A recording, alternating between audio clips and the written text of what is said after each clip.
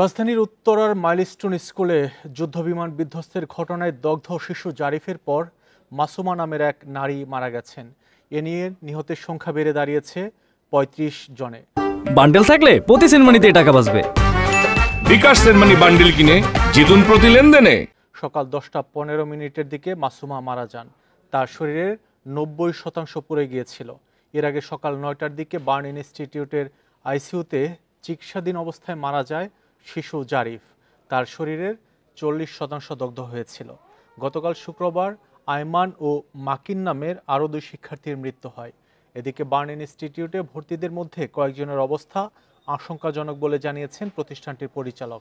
এছাড়া সুস্থ 15 জনকে আজ থেকে ছাড়পত্র দেওয়ার প্রক্রিয়া শুরু হবে বলেও জানিয়েছে হাসপাতাল কর্তৃপক্ষ।